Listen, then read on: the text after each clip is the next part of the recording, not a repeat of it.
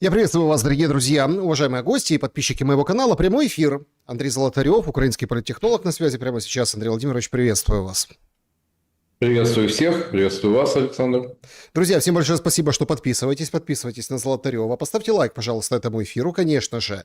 Давайте поучаствуйте в нем, это очень приятно, это всегда очень окрыляет и такую нужность, что ли, проявляет наших с вами встреч и разговоров именно в прямом эфире. У нас сегодня пятница, у нас сегодня 26 июня, и кажется, что вот вроде июль только приходит, да, но, в общем-то, горячо уже стало, а будет еще горячее. Обо всем поговорим, все обсудим, и геополитическую, и политическую ситуацию, и внутри страны, конечно, процессы вопиющие. В общем, будет очень интересно, поэтому, друзья, как говорится, милости просим к нашему разговору.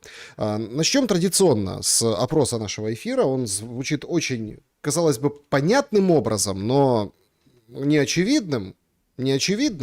Я вот сегодня уже говорил, это какое-то, такое ощущение, что взяли этих украинцев с их лишениями, страданиями, прилетами по дронами, прилетами по домам, по заправкам, везде, по предприятиям, то есть, да, как бы и отставили в сторону. Всем интересно, что ж там в России заправляют и по сколько литров на человека, и как очереди стоят на Крымский мост, люди бегут, кричат заголовки, понятное дело, бегут, они едут и заправляются, и возвращаются с полным баком внутри, если где-то удастся еще на черном рынке какой-то там канистру 2, да, провести по Крымскому мосту. В общем, много сейчас инсинуаций, много вокруг этого политики, и в связи с этим есть такой очень обыкновенный вопрос. А кому сейчас больнее от новой войны, которая вот сейчас вот так предстает перед нами? Варианты ответов. Украинцам, потому что здесь потери, вот эти удары под предприятием АЗС, прилеты, потому что здесь непонятно, что со светом будет, не будет, теплом зимой, и, конечно, ТЦК. Это комплекс таких причин. Поэтому больнее в целом украинцам. Вариант второй. Россиянам, потому что бензин, санкции, Крым, вот этот вот со своей чрезвычайной ситуацией, это все равно бьет как бы по мозгам, потому что ничего себе. То есть сложнее, конечно же, россиянам сейчас. Третий вариант. Трампу сейчас больнее всего. Трампу. У него ничего не получается. От него даже Рубио ноги вытер. Даже Рубио ноги вытер, а Трампа сказал, что елки-палки, так не было никаких соглашений в Анкоридже, были предложения, вы послушали, покивали, обсудили и все, чуть-то вы носитесь уже скоро год, как будет с этим Анкориджем и его духом.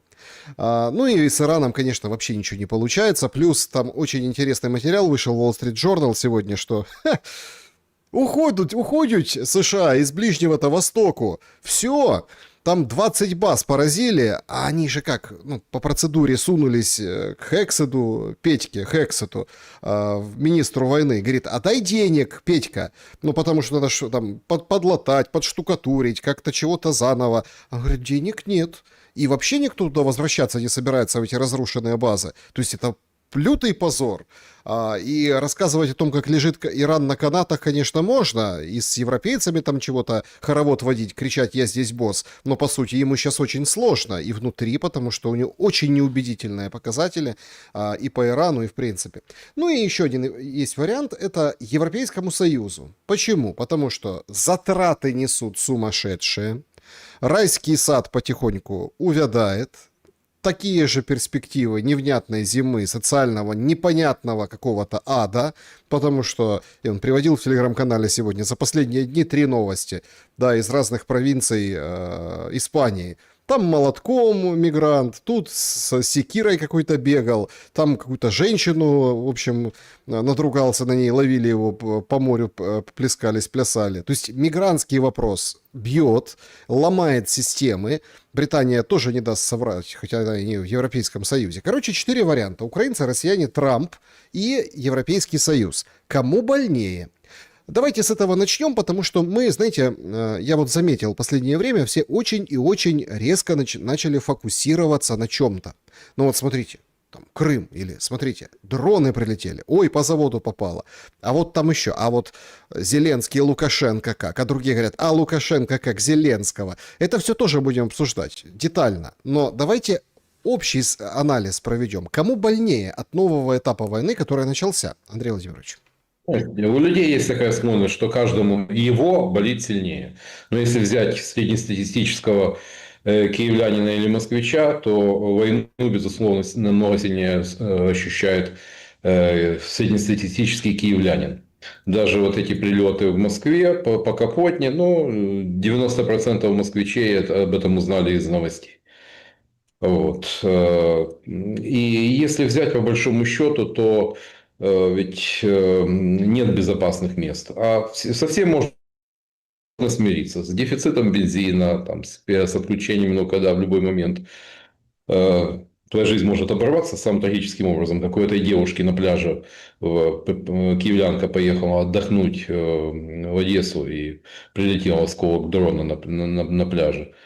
26 лет, выпускница факультета биомедицинских исследований, работавшая в диагностическом центре, вот так жизнь трагически оборвалась. И это в любой момент может случиться с каждым. Где бы украинец не находился. На Западе, в Киеве или на Востоке. А уж как себя чувствуют никопольчане, марганчане, херсонцы, вот, особенно последние 3 месяца. Но об этом у нас предпочитают не писать, но гораздо больше внимания уделяется тому, что там с очередями вот, в Крыму за бензином. Но, знаете, как говорится, нам бы их проблемы. Поэтому тут я все-таки считаю, что тяжелее всего украинцам, поскольку понятно, вот эта перманентная угроза не просто там благополучия, а жизни, это уже несколько иное измерение. Хорошо, но это если сравнивать украинцев и россиян. Но есть еще два варианта ответа. Это европейцы, которые абсолютно меняют облик Европы вот с этой войной. Абсолютно. Другая вообще, другой политический смысл и наполнение вот этого всего ихнего союза, да, вот этого европейского с этими ценностями, с этими всеми, ну, как бы направляющей силой, руководящей, да, то есть абсолютно другая. Ну и, конечно, Трамп, которого, с одной стороны, конечно, можно сказать, что вот, и Макрон порадовался, говорит, мы его, но это же ужас. Ладно, Макрон, но когда вот Рубио, то есть, еще раз, они сами признали, что когда Трамп открывает рот, это просто... И не знаете, как мне нравится вот это оправдание, слушайте, говорит, слушайте, что вы с этим Трампом носитесь? Ну что вы его все это слушаете, заявления рассматриваете? Он бизнесмен. Ему выгодно сейчас вот, да, для сделки, для чего-то, для чего-нибудь сказать вот так, он и говорит, не слушайте его, документы там читайте, какие-то еще там действия смотрите. Это же просто плевок репутационный, ну, в репутацию плевок и репутационный крах Трампа. Ну, крах за свою карьеру, Трамп за свою карьеру неоднократно поднимался, падал, снова поднимался. Поэтому политический крах он как-нибудь переживет, а уж сколько его семья и приближенные заработали на вот этих качелях, ведь там миллиарды, поэтому одно компенсируется другим. Да, политически обидно, том, что, но фактически Трамп сам себя уничтожил за вот эти полгода. Будем откровенны. Европейцы, ну, европейцев это не сегодня, не вчера началось. То, что тот образ великолепной, сытой, безопасной Европы, который у нас наши евроинтеграторы вот сроднили религиозной вере, вот веруешь ли ты в европейское будущее Украины? Да, верую. Но каждый вкладывал в это там, зарплаты от 1000 евро, пенсии от 500. Но этой Европы давным-давно уже нет.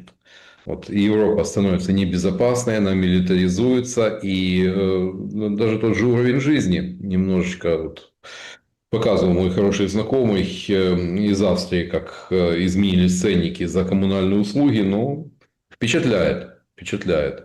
В карман европейцам залезли основа, а тем более война.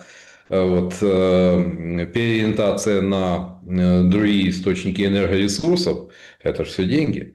И понятно одно, то, что даже российский газ там, даже по 600 евро за 1000 кубометров все равно дешевле, чем американский SPG газ, который там хорошо за 800 выходит. Вот. И это все оборачивается, допустим, для Германии деиндустриализацией. Ну, а что такое для Германии деиндустриализация? Ведь это то, на что немцы молились, на индустриальную мощь, технологии. И теперь вынуждены закрывать заводы Volkswagen, переносить в какие-то другие страны, где менее зубастые профсоюзы, где ниже уровень оплаты труда, где источники энергии подешевле. Ну, понятно другое, то, что у той Европы, которую нам рисовали, красочный образ Европы, ее уже нет.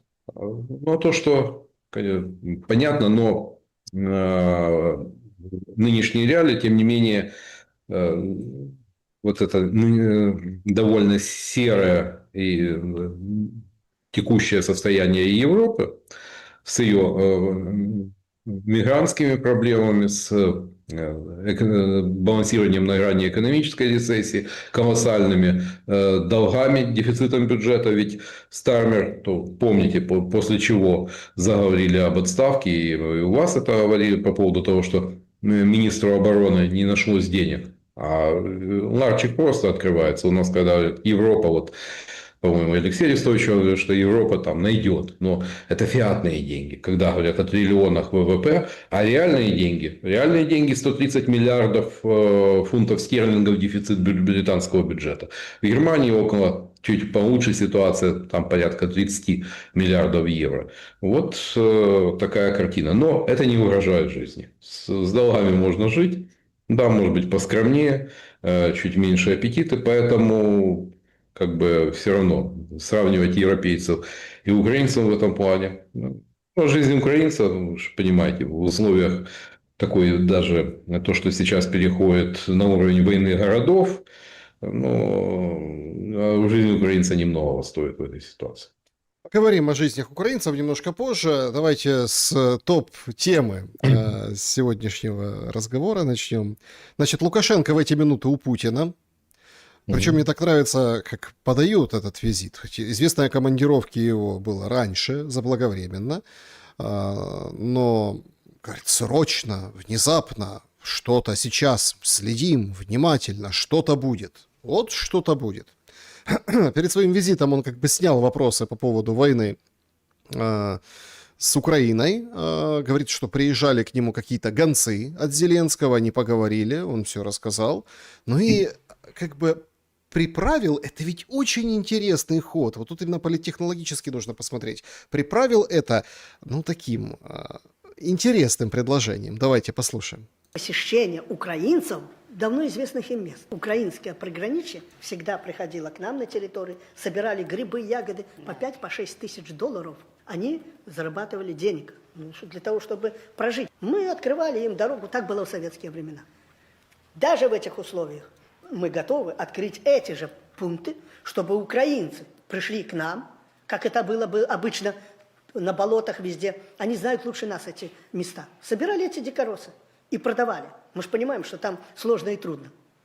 Если украинские власти, они же им запрещают, украинские власти, если они откажутся от этой политики и разрешат переходить в Беларусь, заготавливать грибы, ягоды, пусть заготавливают и продают. Пускай заготавливают, продают. 5-6 тысяч долларов можно собрать. На болотах там они знают местные вообще, куда идти, не переживайте. И тут сразу после этого, скажем так, предложения полетели белорусские новости. Давайте короткий фрагмент. Беларусь готова открыть для украинцев проход в район Альманских болот, чтобы жители приграничья могли собирать в белорусских лесах грибы и ягоды. По поручению Лукашенко жители Ровенской области будут пропускать через 3 пункта в Столинском районе Брестской области. Информация об этом уже передана украинской стороне. Все, передали украинской стороне, пожалуйста. Что-то украинская сторона молчит про грибы и ягоды. Почему? Ну, тем более, я думаю, прекрасно знаю о том, что как раз через болото Полесье, это, ну, с учетом того, что западную границу предельно укрепили, на это нашлись и деньги. Возможно, как раз и европейские партнеры посодействовали. Там и гроза, там вдоль, едешь вдоль Тисы в Закарпатье, и дроны летают, и фотоловушки. А вот как раз 1000-километровая Украино-белорусская граница, там много таких мест, где еще можно просочиться. И, понятно, приглашать на грибы, с учетом того, что каждые там, за 50 километров до границы начинается аусвайс-контроль, вот, и не каждый грибник доберется до грибных мест. Ну, это понятно. Тут Лукашенко, это такой ход, он показывает, он иллюстрирует себя, показывает себя как гостеприимного хозяина. И показывает он, что у него нет вопросов, нет конфликта с народом Украины, с украинцами. У него есть вопросы к украинскому политическому руководству, да, но он отделяет это. И это он вполне разумно делает. Ничего про, скажем, ретрансляторы и так далее правильно решил не отвечать. Ибо, недельной давности ультиматум Зеленского, это такой для Зеленского беспроигрышный ход, показать себя в сильной позиции, действительно, а был ли эти ретрансляторы, был ли мальчик, вот, поди знай. Сейчас А так, ходят шутки, там, ну, снимают по селам белорусским, там на столбах фонарных аисты, много-много аистов. И ретрансляторы. вот они, ретрансляторы, понимаете, там, ну, такие бывают, скажем так, моменты, места, что там чуть ли не на каждом столбе по аисту, да, ну, вот так. А это вот, смотрите, это вот ретрансляторы Лукашенко, правда, ночью спят, не получается ретранслировать. Ну, факт пока то, что, к сожалению, вот с украино-белорусскими отношениями мы больше рискуем. Поскольку, как бы там ни было, но у нас 1000 километров границы, и, я думаю, Сырский прекрасно посчитал, сколько тысяч солдат необходимо для того, чтобы хотя бы элементарно прикрыть границу. Ну, плотно не получится, но хотя бы элементарно. Вот, с одной стороны. С другой стороны, действительно, риск того, что не обязательно наступать с территории Беларуси, у нас же тоже погнали такую информацию от какого-то городского сумасшедшего из белорусской оппозиции о том, что Лукашенко готовит наступление, собирает силы. ДПСУ выходит, говорит, нет, этого нет, и не наблюдается. Потом снова другие. Путин стремится втянуть Лукашенко в войну. Ну, так зачем тогда вы помогаете Путину, вот этим подпрыгивая и дергая Александра Григорьевича за усы? Ну, как-то одно с другим не сходится. Вот. Но для нас все может принять крайне неприятный оборот, если с территории Беларуси полетят дроны по трассе Киев-Ковель. Это будет логистический кошмар. Это одна из артерий, связывающих Украину с Европой, прежде всего с Польшей. А расстояние там от госграницы 40-90 километров. Это и железнодорожная ветка, и шоссе, Варшавская трасса так называемая. Поэтому, вот, понятно, напомнили, и не буди лихо. Вот. Ну, надеюсь, что все-таки до худшего не дойдет. Как бы там ни было, но украинцы с белорусами никогда не воевали друг против друга. Вот. И все-таки есть надежда, что так и останется. Но, тем не менее, вот, приглашение, гостеприимный хозяин засвидетельствовал готовность. Правда, 5-6 тысяч долларов, ну, как говорят, в советские времена. Но в советские времена такими гривниками бы занялось КГБ Советского Союза. То есть оно же опекалось незаконными валютами. Какие-то особенные грибы были. Ну, там любые грибы есть. И начиная от мухомора, заканчивая. Да, а как уже мухомор вставляет?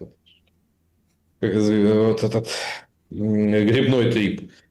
Смотрите, но так или иначе, Беларусь наших грибников, которые там случайно заходят на территорию Беларуси, она не возвращает.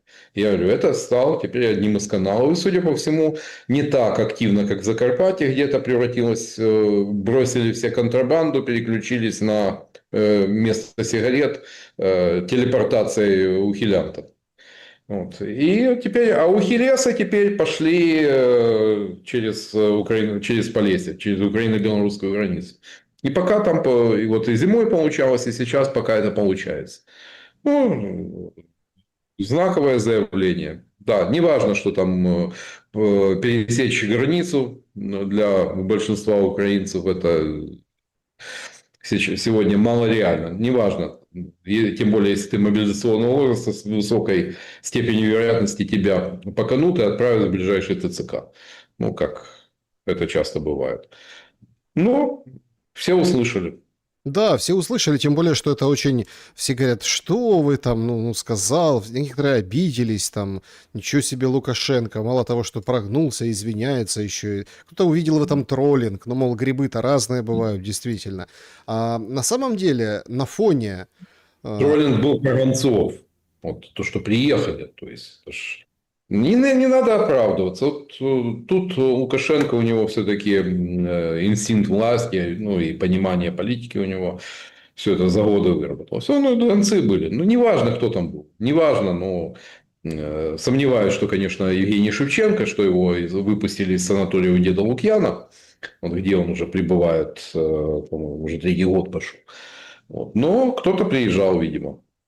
То есть, Влади. Тем более, что я же говорю, что для Украины 1000 километров границы, чтобы она не превратилась в 1000 километров фронта, это будет удар под дых. Я просто о другом. Это очень смотрится хорошо для украинцев, для народа, на фоне тех новостей, которые поступают из Европы, где уже не шибко будут жаловать и отказывать в, ну как, не в виде на жительство, а временной защите, так называется эта процедура, мужчинам мобилизационного возраста. Ну, пока говорят о тех, кто вот сейчас поедет, например, да, или сейчас будет проситься. А сейчас с моментом вот этой эскалации я отмечаю, ну, не знаю, как бы люди при баблишке реально рвут когти. Ну вот прям реально ищут, куда вывести, куда там кого, куда, потому что все посмотрели на то, что делает Украина, например, да, и все четко понимают, ответка будет. На уровне, ну вот шкурой чувствуют, что будет ответка и будет опять-таки вот эта война городов и вот этот ужас с отбросом в каменный век всей инфраструктуры крупных или райцентров, это уже сейчас посмотрим, то есть или там ближе к фронту, или столицы, это сейчас мы можем, кстати, с вами обсудить, но Европа уже дает отворот-поворот, говорит, мобилизационного возраста, до свидания, и там у них завязался спор, а одни говорят, что мы должны помогать Украине, мы же за Украину, а тут какие-то непонятные призывного возраста, иди воюй, иди родину защищай, мы помогаем, и ты помогай. А другие говорят, подождите, а если у человека убеждение, там, совести не брать в руки оружие, а мы же вроде как Европа? Тем более, что, судя по всему, не исключаю, что потихонечку копятся папочками с фактами, когда вот не так давно 50-летнего баптиста мобилизовали, ну, через 2 недели привезли труп. Вот. Что с ним случилось в воинской части, понятно. В 90% случаев пишут пневмония, сердечно-сосудистая недостаточность. Ну, прекрасно понимаем на примере Скалы, как это, что и как там происходит. Поэтому, что касается Европы, пока каких-то больших проблем нет. И есть разные страны Европы, где, допустим, вот, кто будет ставить палки, где будут не рады мужчинам мобилизационного возраста. Прежде всего, в странах Балтии, Польша, возможно, Германия, Нидерланды, Дания, Норвегия. А вот в страны Юга Европы там все либеральнее. Балканы, Сербия, тоже Македония, Черногория, там все намного либеральнее. И в конце концов на Европе свет клин не сошелся. Эрдоган, там, недели не прошло, что мы рады, вот, пожалуйста, приезжайте и так далее. А тем более люди с деньгами. Поэтому, если у вас есть деньги, это небольшая проблема найти страну, где можно натурализоваться там, и переждать смутные времена. Гораздо хуже тем, у кого нет денег даже выехать за пределы своего населенного пункта, как это мы видим. Там, вот, эвакуация в Черниговской, в Днепропетровской области. И да, люди остаются среди руин, живут вот, в Синельниковском районе. особенно люди пенсионного возраста, вынуждены, но это, жизнью это назвать очень тяжело. Нет продукты питания от волонтеров изредка и полное отсутствие благ цивилизации. Про электричество я не говорю. Там и Вы же не мобильный. видите, какая история. И вы вот, кстати, один из немногих, если, может быть, даже и не единственный, который на этом делаете акцент. Синельниковский район, Днепропетровская область, подконтрольная территория Украины, то есть, да, там близится к ней фронт, но тем не менее, удары и так далее. Но уже жизни нет. Но Да. Украина, которая на том, что смотрите, какие там зверства с нормальной жизнью творит Россия, как она уничтожает, бьет по гражданским объектам, вот это вот все, решила нечто подобное сама устроить в Крыму. То, что сейчас делают с Крымом и с темой ударов по Крыму там, пропагандисты Банковой, это, конечно, это надо послушать. Вот пришел, есть такой израильский военный эксперт, у меня тоже, кстати, бывал когда-то, высказывал свою альтернативную точку зрения на войну, и он пришел к жене Гордона. Давайте короткий фрагмент по Крыму. Вы задали вопрос по поводу деоккупации Крыма, это может произойти в любой момент. Потому что ситуация в Крыму ухудшается. Если раньше я говорил с каждой неделей, то сейчас я говорю с каждым часом. И по имеющейся у меня информации, высший командный состав уже покинул территорию Крыма. По старой доброй советско-российской традиции. Спасаем самое ценное. Спасаем самое ценное. Я не пойму только, что и так весело вот это, да? Все уже. Не, ну смотрите, то есть высший командный состав уже покинул, да. Вспомнил адмирала Октябрьского и эвакуацию с Севастополя командного состава в конце июня 1942 года. Но, знаете, старые песни, ладно. Ну, смотрите, тут такой момент. Значит, итак, что мы услышали? Значит, командиры уже уехали, командный состав. И, что очень порадовало, она улыбается на экране, слушайте, это же надо вот это вкус у Дмитрия Ильича. Ну ладно, смотрите. И второй момент. Крым можно захватить в любой момент. Вот, это очень важный тезис. Крым захватить можно в любой момент, командиры уехали. И он развивает эту мысль. Послушаем дальше. Вот, понимаете, самые светлые головы, так сказать, российской тактической оперативной мысли, они уже в безопасности. Соответственно, дальше можно не продолжать. Рискну. То есть это значит, что Путин, по сути, понимает, что Крым уже все, он его... Я объясню, Путин не давал приказ. В такой ситуации я объясню. Они же не говорят так, мы уезжаем, потому что тут все пропало, все, мы бросаем нашу армию, все дальше делаем. Нет, они отправились на консультации, на совещания, по состоянию здоровья. То есть там у каждого человека есть причина какая-то веская, но по факту там людей, которые, руководят военными вопросами, не осталось из высшего командного состава. Понятно, что у каждого там есть заместителя и так далее. Там не то, что нет командования у войск, этого я не сказал. Я говорю, что те, кто из высшего командного состава мог улизнуть, они улизнули. Теперь, далее. Я говорю об этом давно, я не знаю, я не хочу примерять на себя, так сказать, туннель пророка, да, но я рискну предположить, что если Крым будет для российской власти потерян, а Крым является единственным физическим, фактическим результатом четверти века правления Путина, позитивным я имею в виду. Потому что все остальное это фейки, Крым это реальность. Из-за того, что Крым это реальность, ему придали за это время пропагандой несоразмерное значение. Понятно, что Крым это важно.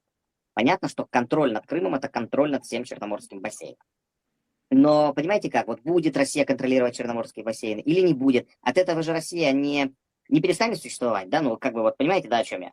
А его настолько накачали пропагандистски, что складывается сейчас впечатление у среднего россиянина, что Крым – это вот фундамент государственности. Я задаю вопрос, а если этот фундамент будет потерян? А если это еще произойдет позорным в военном отношении образом? С кадрами капитуляции, с колоннами военнопленных.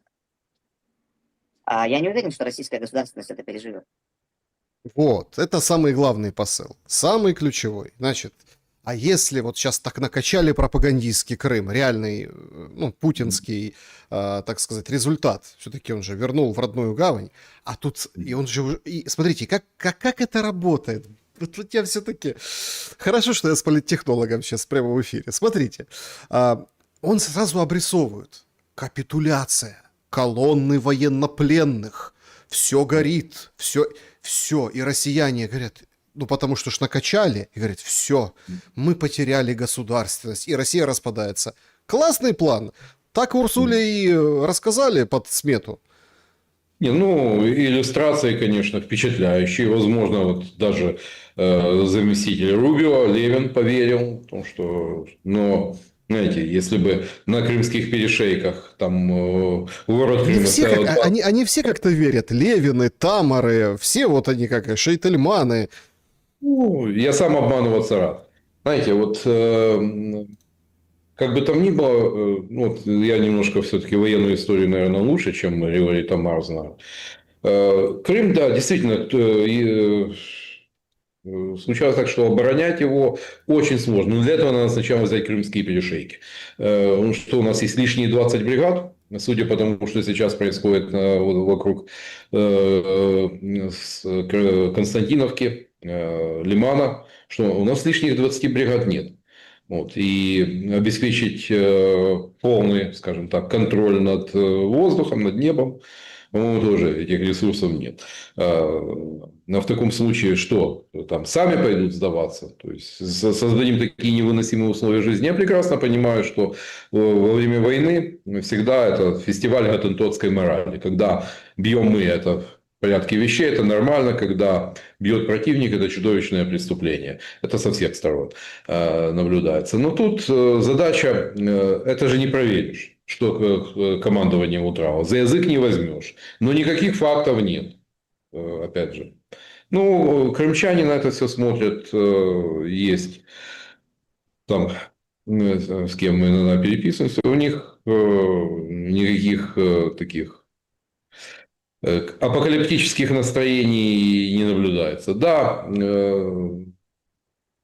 курортный сезон накрылся, ведь для крымчан 3 месяца в год кормят для многих, но кусают локти, но что тут поделаешь, но, как говорится, это космически далеко от той картины, которую уже описал Григорий Тамар. Все как-то у нас, мягко говоря, сгущают краски того, что там происходит. Ну, и Не вот только в Крыму, но и в других регионах. вы понимаете, тут еще один такой момент. Я хотел бы тоже на этом остановиться. Понятно, что это пропаганда, гутентотская мораль, понятно.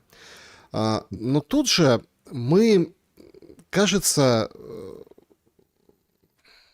ну вот как, почему, например, в 22 году у украинцев получилось объединиться, сплотиться, были очереди у военкоматов, было вот это все.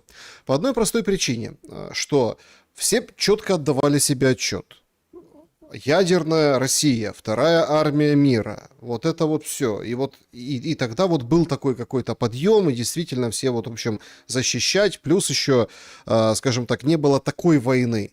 Все равно все-таки это был больше экспедиционный корпус, который там продвигался. Ну, 100 тысяч не захватит Киев и Украину и Да. все остальное. Это была, скажем так, военно-полицейская операция, которая базировалась на неверных или ложных исходных. Это была военно-полицейская операция. Расчет на то, что тут не будет никакого сопротивления, все схлопнется само собой. И, как говорится, 3, но очень сжатые сроки. А все повернулось большой войной. И как бы там ни было, но люди считали, что вот в этих условиях страна должна измениться в лучшую сторону. А все увидели о том, что как только у системы прошел испуг, когда из Закарпатской теробороны вернулись чиновники, все вернулось на круги своя, еще причем крадут, берут взятки как не в себя. И все намного жестче. При этом же под предлогом войны и ставится на паузу не только Конституция, но и конституционные права граждан. Вот, особенно в этом плане убедительно показала себя ТЦК во всех регионах страны. Естественно, вот это разорвало вот эту картинку. А весной 22 года люди шли защищать страну. Не Зеленского, не этих слуг народа. Они шли защищать страну. Ну, увидели, что все, что обернулось тем, что они фактически спасли систему. Я небольшой зритель, например, российских каких-то, ну, вы поняли, шоу, там много всяких там экспертов таких, вот этих. И честно вам признаюсь, у меня нет ни одного вот этого Z-военкора, ну вот в моей ленте Телеграма нет, да. Я небольшой любитель вот этого всего, но я все-таки, ну, до Курской операции украинской, да и потом это был какой-то период, ну вот то, что попадалось, ну потому что это все обсуждалось, это надо было сравнивать информацию, поэтому приходилось попадаться этой информацией для, ну, мне. Но не было же такого, насколько я понимаю, может, я ошибаюсь, я сразу беру свои слова назад, извиняюсь, если это не так, что настолько уничижительно говорили с российской стороны об украинских военных. Нет, там азовцы, те, которые там нацисты, это ж не уничижение. Тут надо подчеркнуто говорить, да, о том, что они там такие-сякие, слабые, непонятные. То есть я таких как бы не встречал моментов, ну, чтобы вот так вот их, да, там, украинских военных противная сторона, ну, как бы опускала. Наоборот, работает как-то, может, где-то кривовато, но работает правило, что мы же воюем, да, а как, чё вы их называете, не пойми кем, да, чмобиками, вот этими всеми орками, не пойми, ну, там, сбродом каким-то, а если не такой сброд, а против кого мы тогда воюем? То есть тут надо уважать противника. На политической плоскости это вообще не работает, вообще абсолютно, от слова совсем. Плюс сейчас заговорили, опять-таки, Крым, да, возникает вопрос, а за Крым может Путин ядерный удар произвести по Украине или нет? А некоторые говорят, так уже пора бить ядеркой. Другие говорят про Беларусь. Они сейчас там не просто так беседуют, я так думаю, с Путиным и Лукашенко. То есть, а если ядерный удар? Но что мы слышим от политических лизателей и придворных советников? Давайте послушаем подалека. С вашей точки зрения, есть хоть какой-то процент на то, что Путин может нанести, понимая свое поражение, припертый в угол, может нанести ядерный удар, перевести разговор на ядерный апокалипсис? Нет, шансов таких практически нету, я не исключаю там форс-мажор, но таких шансов очень и очень мало, они трусливы, все тотально трусливы, они всегда строили свою внешнюю политику, вот это доминирование на блефе, да, как Внешняя политика доминирования строились на блефе, и они все тотально трусливые. А у нас тотально смелые, я так понимаю. Нет, ну, это опять же, вот Путин блефует, он не нападет, но мы это уже когда-то слышали. И 23 февраля, за сутки до начала войны, Зеленский собирал олигархический кооператив на Банковой и на ясном глазу говорил о том, что, ну, про шашлыки не говорил, но убеждал, что это все блеф, это пугает, да. Но а в тот момент были уже очевидные признаки, разведпризнаки того, что это уже вышло за рамки блефа. Завоз препаратов крови в Мозыре, в госпитале, там, скопление техники, завоз горючего и так далее. Было очень много таких. Но, тем не менее, ну, это случилось. Поэтому вот какие основания, на чем базируется вот это убеждение, что они только пугают и блефуют? Ну, знаете, вот есть те геополитические моменты, которые, возможно, являются тормозом в использовании, допустим, тактического ядерного оружия по территории Украины. Позиция того же Китая, Дели. Но вспомним 22 год, когда и Залужный же это признал, что американцы тормозили наступление вот в Херсонской области. Почему? Очевидно, тогда, видимо, прошел сигнал о том, что возможно, если развитие событий для российской группировки на правобережье примет катастрофический характер, что возможно применение тактического ядерного оружия, спецбоеприпасов. Возможно, это стало вот тем фактором, который, скажем, американцы услышали. И это возымело действие. Поэтому либо надо обладать информацией, но фантазировать, ну, это хорошо для единого марафона, но делу это точно не помогает. Рейтерс пишет сегодня, тоже свежее сообщение о том, что российские радикалы призывают Путина отказаться от дипломатии и перейти к ударам ядерным оружием. В Москве возмущены ударами украинских дронов по столице, но источники, близкие к Кремлю, утверждают, что Путин может терпеть такую риторику, поскольку построил эффективную вертикаль власти. И не будем забывать о том, что и эффективный полицейский аппарат, ведь так или иначе там отвешивать сроки система может не только там за посты «нет войне» и тому подобное, но и тем, кто заплывет за буйки. Где там, помните, Пригожинская сетка, которая активно прокачивала зраду накануне событий июня 23 года. Так а сейчас у нас тоже немножко такие похожие вещи. Я как вчера почитал, думаю, елки-палки, бунт Пригожина. Есть такой СВОшник бывший, Нет, ну, знаете, Александр Лунин, и он там обратился, медали сдал, говорит, хочу в прямой эфир к Путину, в Кремль. К нему там приехал какой-то чиновник, он с ним как-то так плохо поговорил. Потом сегодня сообщает, еду в Москву. Потом начинает говорить, так я ж не предатель. А его ж сразу подцепили кто? Дождь. Да. Но, смотрите, Дождь, разница... Гордон и все остальные начали качать. Да. Александр, разница в чем? Потому что за Пригожиным стояло 50-тысячное войско Вагнера с тяжелой, с бронетехникой, с средствами ПВО, даже собственной авиацией. И эффективная, скажем так, штурм Бахмута показал, эффективное формирование. Неважно, что 20 тысяч человек положили, но у него в руках была реальная сила.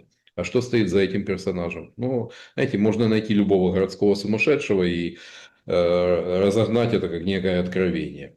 Но здесь тревожно то, что доминирующим все чаще, что Путин цацкается, давайте воевать по-взрослому, по-серьезному. И это не единично. Это, скажем, такие общественные настроения имеют место быть. Почему-то у нас это упорно игнорируют, потому что Путина критикуют не за продолжение войны, а за так называемый либерализм и мягкотелость. Смотрите, я опять-таки хочу, чтобы мы оценили с вами вот такую историю. Сейчас что у нас там известно о встрече Путина и Лукашенко? Ну, то, что это, сейчас все пишут, последний день ультиматума, да, и вот Путин принимает Лукашенко. Лукашенко расставил точки над «и». Даже некоторые говорят, что была встреча с Грызловым, это послом России в Беларуси, и он просил там не втягивать Грызлова там в войну Беларусь, российскую сторону. Кто-то говорит там Лукашенко такой, Лукашенко сякой, но давайте тоже смотреть на все эти телодвижения с грибами и ягодами, как на элементы военной хитрости. Сейчас все как говорят, чтобы что-то предпринять со стороны Беларуси, россиянам нужно высвободить некое количество войск, кто говорит 70 тысяч, кто говорит там 100 тысяч, кто-то говорит там больше, для того, чтобы это был какой-то решительный удар на перерезание артерий или к столице опять подойти.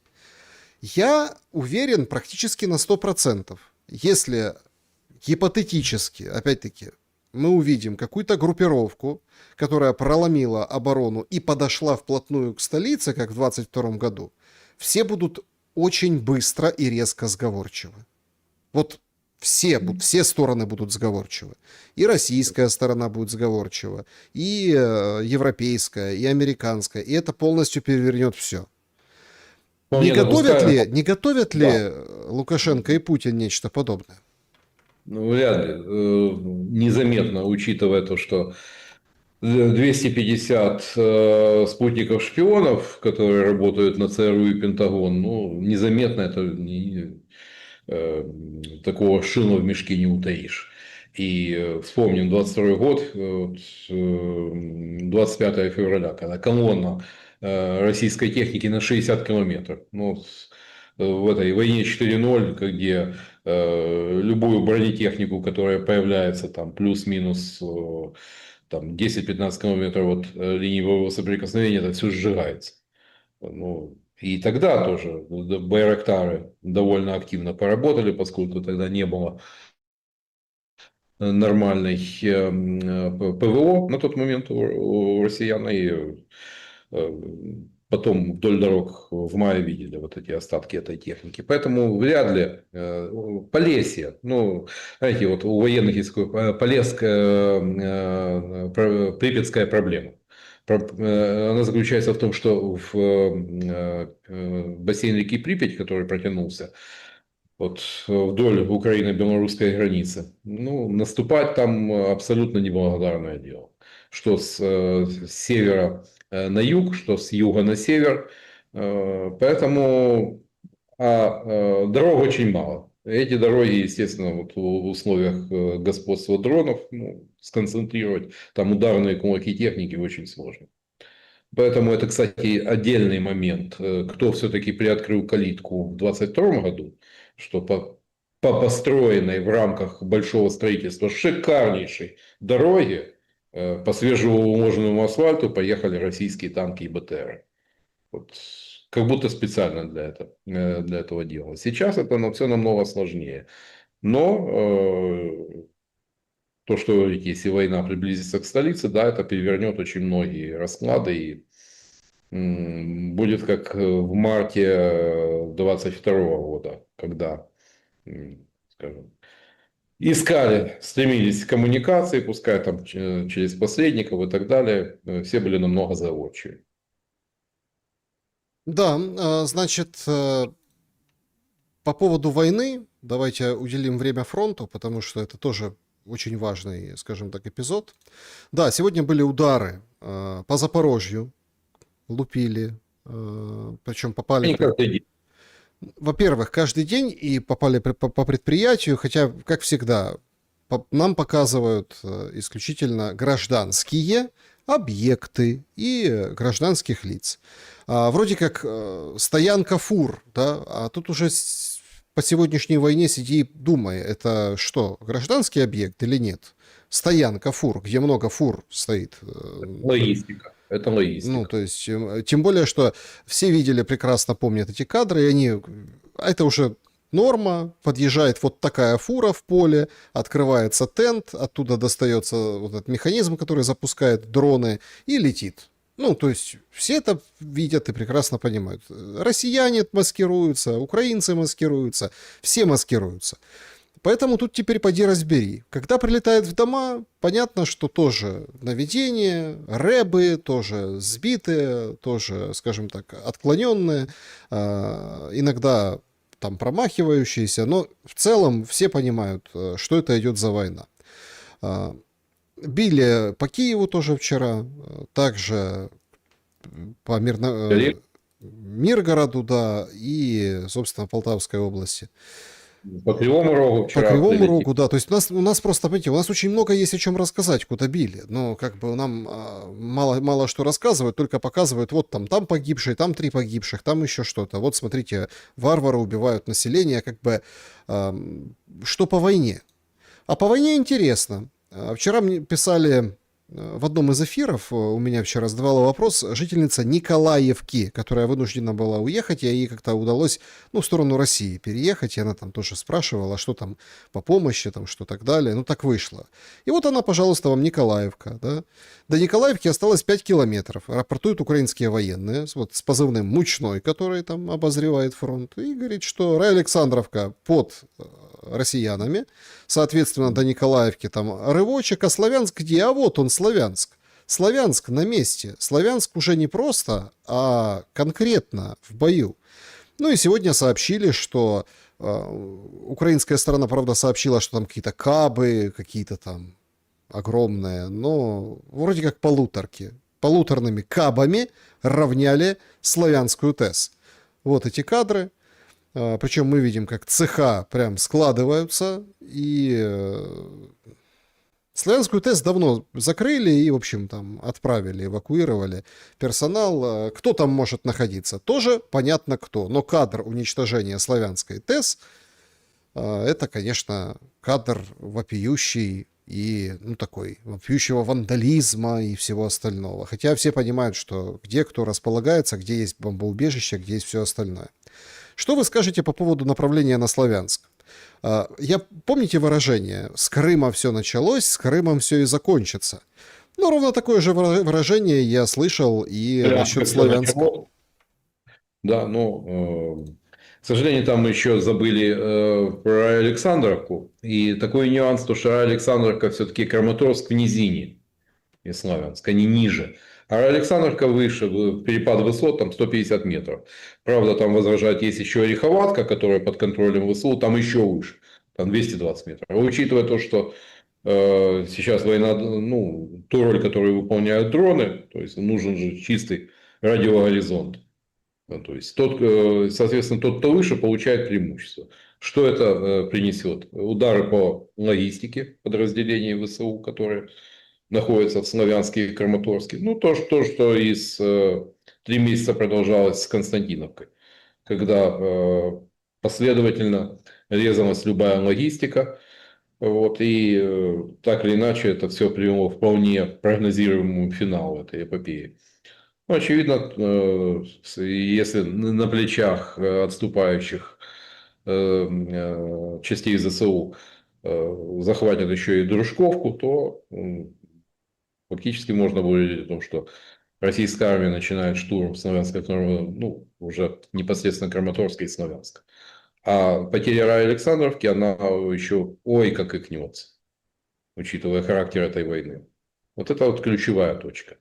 То, что Николаевка, это да, это все-таки, это да, ворота, это пригород Славянска, но как раз вот захват господствующих высот, он создает вполне прогнозируемые проблемы со снабжением. Ну, это стандартная тактика, но, к сожалению, наши генералы, отцы-командиры пока эффективно противодействовать этой тактике не научились. Да, друзья, значит, подведем итоги нашего сегодняшнего эфира. Кому больнее? 6% считают, что Трампу, у которого ничего не получается. 12% Европейскому Союзу. Затраты, мигранты, риски войны. Она ведь будет другая, чем в Украине. Ну, тоже надо это четко себе отдавать отчет, что эта война, если, например, они же как Россия, война, другая будет эта война. Значит, 10% считают, что россиянам, ну, то есть 6 Трампу, 12 европейцам, 10 россиянам, бензин, санкции, Крым, и 72% все-таки Украина, ТЦК и все остальные прелести жизни. Слушайте, а что вообще нам показала вот эта Скеля? С вот этими, прям как плотину прорвало, с этими убиенными. Знаете, если кто-то скандал зажигает, значит, это кому-то нужно. Ну, знаете, вот Бабель в упор не замечал. Хотя про Скелю информация ходила давно, и даже я там, практически не заезжая в Киев, мало с кем общаюсь, уже наслушан про то, что там происходит. То, что там полнейшие беспределы, по-моему, отцов командиров из Скели из гестапо за зверство выгнали. Вот. И вдруг Бабель этим озаботился. Ну, издание, понятно, грантоедское. А учитывая то, что, как говорится, птенцам гнезда Сарасова Михаил Федоров куда более симпатичен, это раз. Два, то, что между Сырским и Федоровым, по-моему, очевидная стена непонимания. Ну, как может относиться Сырский, который все-таки от курсанта до генерала все ступени прошел, к пиджаку Федорову, который не то что пороха не нюхал, он в армии не служил. Вот откуда ему знать. А то, что он там с искусственным интеллектом, ну, с IT-компанией, с ДИИ, ну, это другое. Судя по всему, пробежала черная кошечка. Вот, очевидно, реформы Федорова Сырскому активно не нравятся.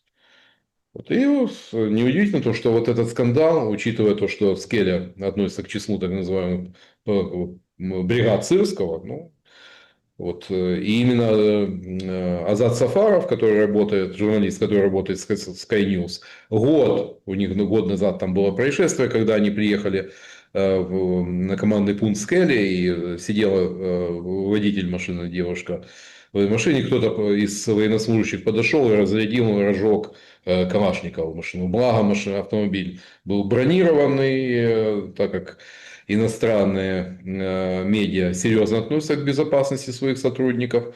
Ну, обошлось без человеческих жертв, но об инциденте, как говорится, не ООО. И вот спустя год теперь это вытаскивается на свет Божий. То есть, очевидно, это будет использовано против Сырского, тем более, что его протеже комбриг Горкавый, герой Украины, ну, пока отстранен на время расследования. Но там такое, к сожалению. Я не хочу живописать, это сейчас на каждом углу рассказывают, но то, что происходило в Скеле, ни в какие рамки. Это только в кошмарном сне, в фильмах ужасов про маньяков и садистов может. Но это украинская реальность. Мы рождены, чтобы Кавку сделать былью, к сожалению. И, по-моему, Скеле это уже, ну, что называется, закрывая гештальт относительно эволюции ЗСУ за годы войны. Ну, вот такой мясная бригада, типично. Не умаляя то, что они, да, не проявили себя там, и в Харьковской области, там, в Закупянск. Но, тем не менее, попасть в Скелю – это путевка в один конец. Так, друзья, к вопросам. Всем большое спасибо, что оставляете свои вопросы. Это очень здорово общаться именно с вами. Давайте начнем с сообщества YouTube. Поехали. Олег задает вопрос. Как вы считаете, при полном свойственном информационном молчании со стороны западных партнеров в отношении истории с ретрансляторами следует считать самостоятельной, произвольной и позорной программой Зеленского? Нет, ну это, возможно, с ретрансляторами была уже местная художественная самодеятельность, но, возможно, стратегический вектор. Ведь по странному стечению обстоятельств это переход к жесткой политической риторике в отношении Лукашенко случился после возвращения из Эвиан и Берлина. Вот. Ну, я в такие совпадения не верю. То есть, очевидно, накачка потужностью не прошла бесследно и, возможно, вот. А уже, как говорится, за что уцепиться? Ну, уцепились за ретранслятор. Ну, это, да, допускаю, это уже так, местная импровизация. Угу. Лина Востроилова, уважаемый Андрей Владимирович, а вам не приходила простая мысль, как она посетила меня, глядя на весь этот балаган? Первое, что пришло на ум украинцу после свалившейся на голову государственности, это растащить по хатам доставшийся жирный кусок от Союза. Олигархи просто самые ушлые и всего лишь. А как не осталось ничего путного, можно и расходиться, и государственность особо уже и не нужна. Разве входило в плане созидания? Признаться, говорить о государственности Украины становится даже неприлично по причине бессмысленности. Можно даже не волноваться, просто выживут или сильные, или трезвомыслящие, и по итогу победит прогресс в самом общем смысле этого слова. Ну, пока вот суть общественного доллара 91 года, 91-92 год, когда вот кое-кто начал пожинать плоды независимости, такими охапками, черпаками, ну, там, детям и внукам хватит. То есть, синдром голодного детства никуда, ну, многих не прошел даром. Вот. Суть этого заключалась в том, что элита и приближенные, так называемые, подпанки получили возможность безнаказанно прихватизировать некогда общенародную собственность, залазить, черпать из бюджета, вот, ну, распоряжаться страной как своим бизнесом. И для них власть действительно превратилась в бизнес с 1000% рентабельностью. Взамен посполитым позволили, там, оставили какую-то толику социальных благ, там, бесплатное образование, условно бесплатное здравоохранение, условно подчеркиваю. Потому что уже в 90-е годы за более-менее нормальную медицинскую помощь надо было отмыслять. И возможность там не платить персонально налоги, да, в этом плане и для индивидуума у нас все было либерально с налогами. На это закрывало глаза. То есть и некоторые, это, как говорится, и то, что суровость законов компенсировалась возможностью их неисполнения. Но поскольку вот корыто грабить уже по большому счету уже нечего, все растащили, то, естественно, государство обратило внимание на посполитых, на их карманы. И теперь я думаю, что стричь посполитых будут с удвоенной энергией, выворачивать, не то что выворачивать, пылесося их карман. Начиная вот, знаете, любой, как говорится, тут любой лыко в строку. Погибли 4 человека, случилось трагедия в Киеве. Значит, надо вспомнить нам о том, что штрафы увеличить, но откуда деньгам-то взяться. Вот это с одной стороны, кому вот уже и 200% тарифы на воду растут, уже пошел прогрев повышения тарифов на электроэнергию. Надо ж восстанавливать, у нас же все теперь приватизация прибыли, а национализация убытков. То есть, соответственно, посполитые должны еще и оплатить издержки энергокомпании. А как же? Ну, иначе на пентхаус в Монако не хватит. Это Поэтому... Да, при этом еще и, как говорится, торгуем собой. Ну, раньше были маргинальны по отношению к северному соседу, теперь маргинальны по отношению к брюссельскому, лондонскому, вашингтонскому обходу.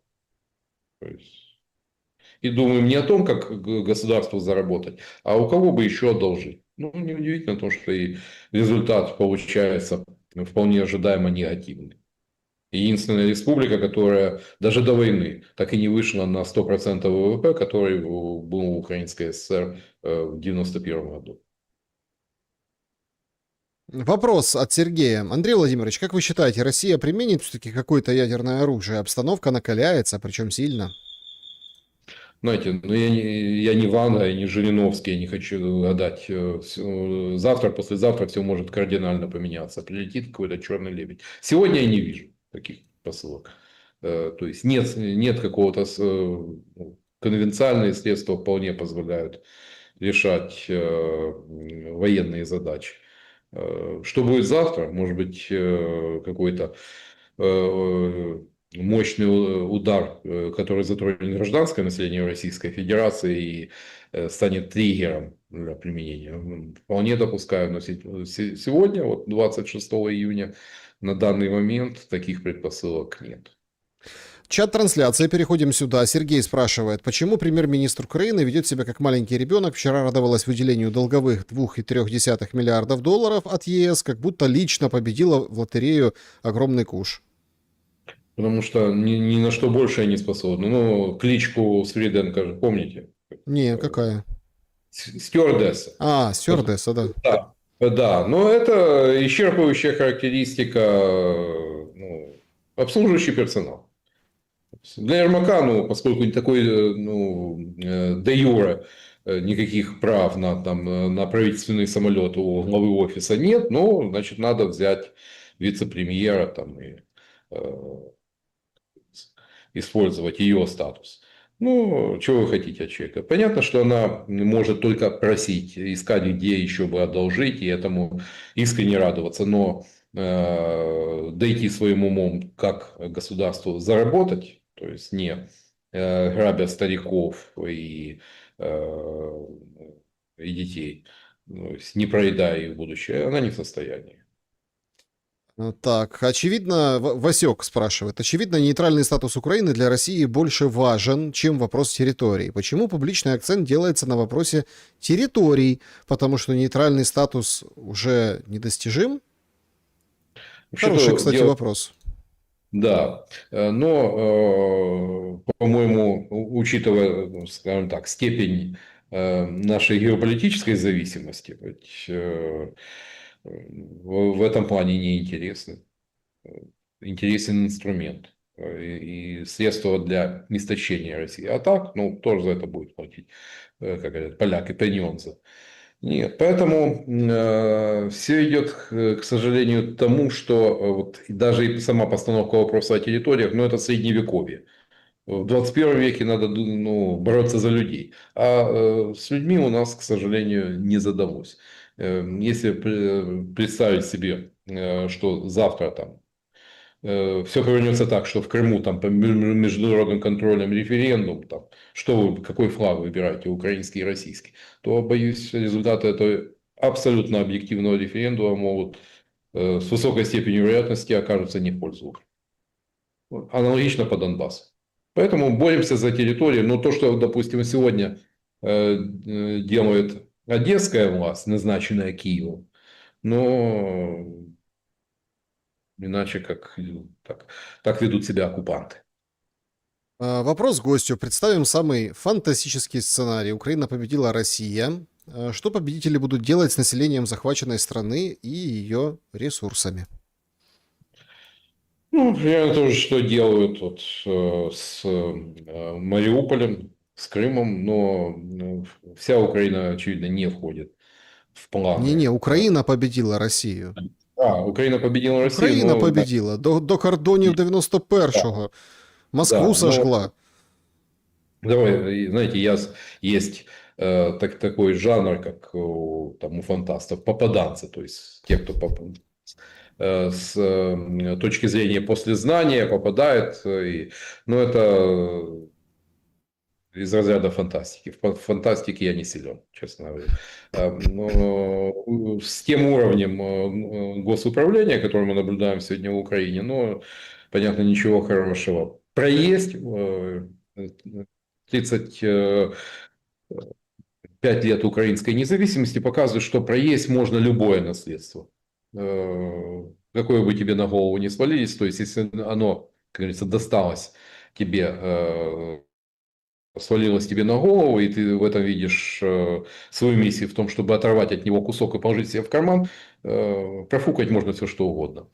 Но тем более, что в России в 90-е же были, помните, соглашения о разделе продукции. Вопрос Золотареву. Вот Россия возьмет под контроль Донецкую область, то что тогда? Американцы же будут нас вооружать, готовить человеческий ресурс для реванша.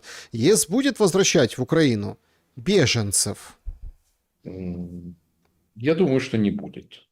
Тех, кто работает, тех, кто натурализовался, тех, кто платит налоги, никто их возвращать не будет. Это социальный капитал. Это человеческий капитал. За него борются в современном мире. Как вы думаете, в Польше сейчас активно нагоняется такой негатив по отношению к украинцам, да, дескать, они неблагодарные, такие-сякие, но все забывают о том, что украинцы то потянулись в Польшу, когда польские сантехники уехали в Британию это уже там стало там, именем нарицательным польские сантехники, в Нидерланды, в Германию, их места заняли украинцы, и боюсь, что полякам и каться будет, поскольку кого на трускавки будут завозить? Будут завозить Так они возмущаются, азиатов. они возмущаются, записывают наши украинки в Польше видео, полячка приходит, говорит, давай клубнику собирай. А та говорит, ты не хочу я клубнику собирать. Как, говорит, ты ж не работаешь официально? Говорит, я нормально все с деньгами, отстань. А та говорит, ох, понаехали нехорошие, они хотят, я ей работу предлагаю, а она клубнику не хочет рвать. Вот как 400 лет тому назад поляки в украинцах, ну, если не холопов, то кто будет делать черную работу? Ага, украинцы. Ну, украинцы чуть-чуть приподнялись, освоились. И тем более, когда им говорят такие вещи, украинцы упакуют чемоданы, уедут в Германию, в Италию, это, скажем, люди, которые более не менее самодостаточны, ту же Словакию, в конце концов, где отношения куда как лучше к украинцам, и никто им не тыкает и в историю, и в том, что кто они такие, что должны только спину на трускавках гнуть. Вот. А полякам, которые, как и венгры, в страшном сне они хотят, не представляют, что приедут массовые мигранты, им придется их завозить.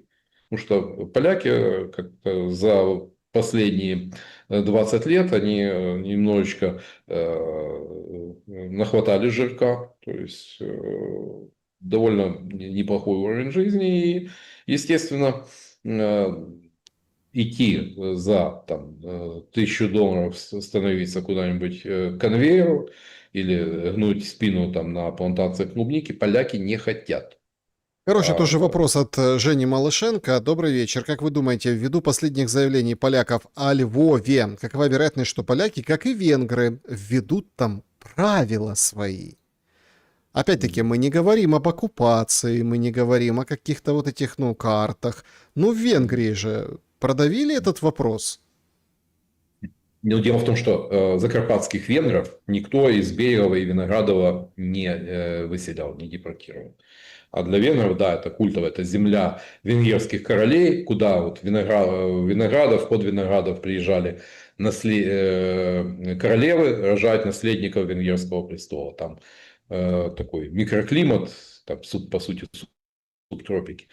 Вот. Но 150 тысяч закарпатских венгров, живущие на две страны, вот за них, как говорится, органы Сиярта рвали. И венгры это встречали с пониманием. Это был довольно сильный элемент внутренней политики. Что поляки будут делать с Львовом? Там ведь до Второй мировой войны во Львове примерно треть населения были поляки, треть населения евреи или треть населения украинцы. После Второй мировой войны вот эта карта исчезли. Андрей Поляки. Владимирович, ну подождите, ну стойте. Ну вот вы Да. же, вы Да. сейчас попадаете в эту же ловушку. Понимаете, вы пытаетесь историческими какими-то моментами на исторические какие-то моменты отвести. просто Но хочу это, сказать, нет, Андрей. это большая ошибка. Еще раз. Сравнивают Если, взаимное, да. нет, если мы сейчас же там тоже поляки начали отказываться от этих всех, ну вы поняли, медалей, орденов, то есть Зеленского пример решили брать, да? Если гипотетически, ну вот, опять, я понимаю, это невозможно, потому что поляки, у них там Евросоюз, НАТО, то есть это невозможно. Ну вот условно, раз такие и сказали бы, Львов, а вот давай. Не, без войны, без ничего, просто вот так.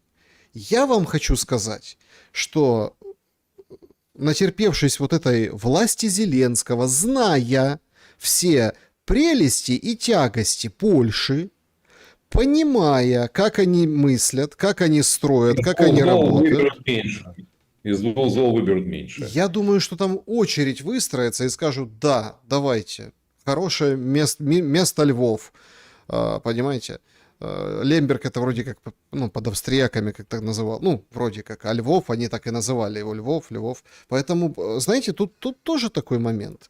А вы пытаетесь на исторической, как бы, конечно, Нет, треть евреи, я треть хочу- поляки, треть, ну, вот эти там, и чуть-чуть русинов. Ну, вот так вот это все и выглядело. Нет, это же другое, если будет встречное движение из Львова, то есть, а вот полякам вернуть Кресы Всходние, ну, и